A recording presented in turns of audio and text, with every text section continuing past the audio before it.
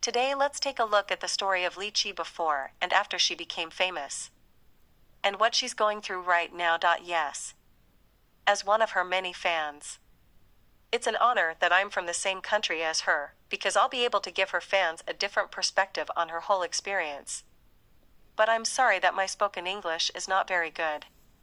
Although I served as the representative of English department in the school for 6 years, there is no language environment. Although my English score is very good, my oral English has always been poor. So I used Google Translate. Play it for you. I promise I will be absolutely objective in presenting the facts. Good. Once upon a time there was a little girl born in 1990. Mianyang City, Sichuan Province, China. You may not be familiar with this part of China, but let me tell you about another panda you really like. That's where it came from. When she was a little girl, her parents divorced because of their relationship problems. She went to live with her father. Her father later took a new wife. That is, her stepmother. Her stepmother, however, was not kind to her. Often beat and scold Liziqi. At its worst, it knocks Lizzie's head into the river. It took her breath away. A neighbor saw her and stopped her stepmother and told her grandparents. This may not make sense to some of you, but I'll tell you. In China, many family matters are beyond the control of Chinese law. Unless something really goes wrong, the government will manage it. Her grandparents took it very seriously. So the young plum she back to the side to live. Her grandparents are very kind to her. But one day her grandfather died, too. Probably when she was in 6th grade. Her grandfather has a great influence on her. Because her grandfather was a cook in the village when he was alive. If someone is getting married or die, would invite his grandfather to cook. So a lot of what you're seeing here is plum food. A lot of inspiration came from her grandfather. A few years after Grandpa died, his father died in an accident. So she was left with her grandmother. Liziqi was barely 18 at the time. So the age when you should be in school. But she had to go out to work to support herself and her grandmother. At first, Liziqi, because of the academic issues, only as a waiter. She works hard, but she only earns 300 yuan a month. It's only about $50 a month. Later, she heard that she could make a lot of money as a dater in a bar, so she began to learn dater, and then went to work as a resident dater in a bar. That choice gradually pulled her out of the woods. But again, her only family in 2012. Her grandmother was seriously ill. So she had to give up her job. Back home to take care of her grandmother. It went on like this for more than 2 years. Until 2015, she learned to edit videos at home.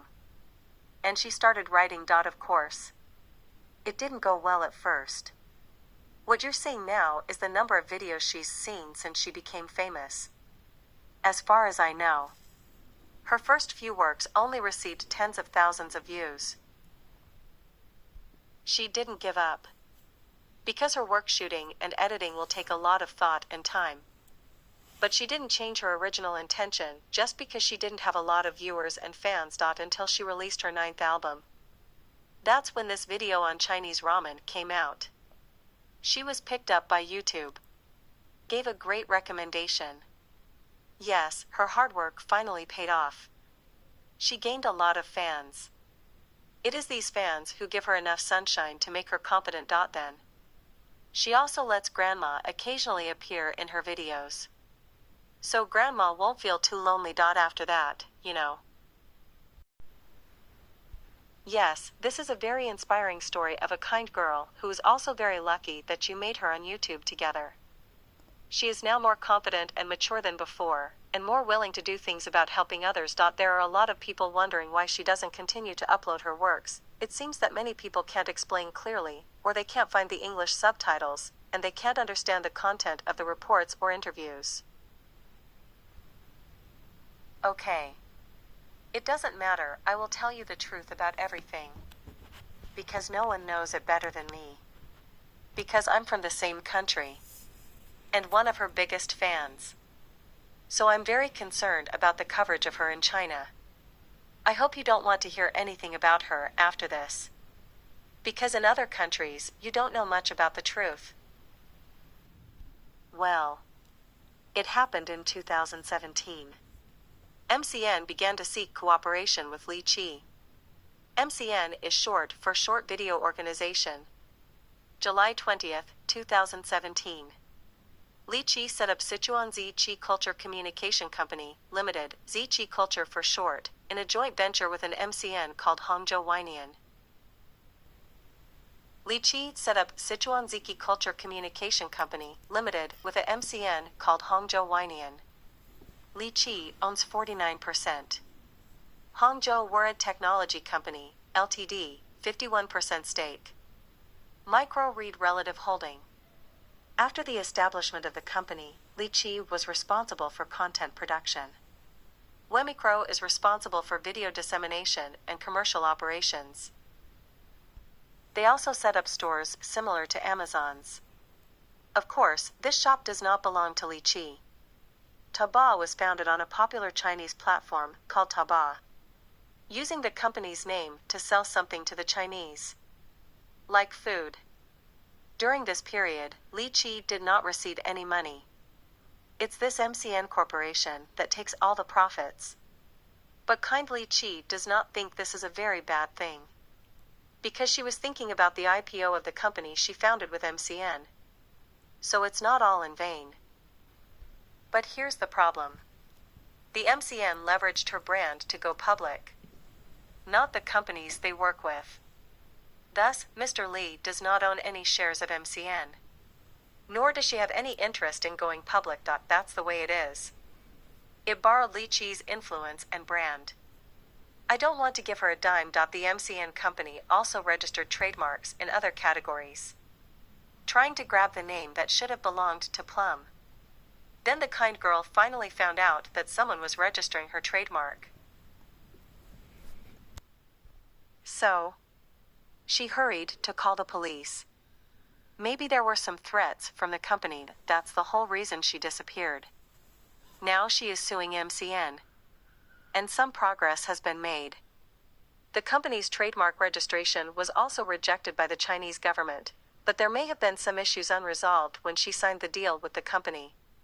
Of course, the company didn't go public at the moment, because it had some conflicts with the Liziqi brand, which hindered its IPO. Of course, the company is also very anxious, because of the impact on their interests, so not long ago, issued a company statement, want to seek communication with Liziqi. The date is November 1st, 2021. It basically means you want to make peace. But this time the kind-hearted girl will not be deceived by them. Liziqi asks her assistant to respond on social media platform. Must go to court and let the judge judge. Okay. That's all there is to it. Why hasn't Liziqi updated it? Because her account still has a certain contractual relationship with the company. She had to go through the courts to get what was hers. Otherwise, the hateful company she posted the video would still benefit. This time. You get the idea. Her fans, I'm like everybody else. Let's just hope she's done with her business. Continue to bring us great work, she said in an interview. People come from all over the world, but they send her wishes in the comments section on Chinese New Year. Chinese New Year falls on February 1st this year. I hope you will also send some words of good wishes to her.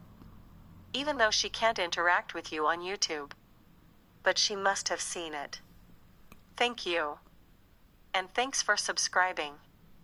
Support me on this one. In addition, Li also gave an interview to Chinese state television during the resolution. She said something of her own about life and what we're going to do. You can see the link in the comments section. Go and hear what she has to say. Of course. I also sorted out the English subtitles. That's all, thank you.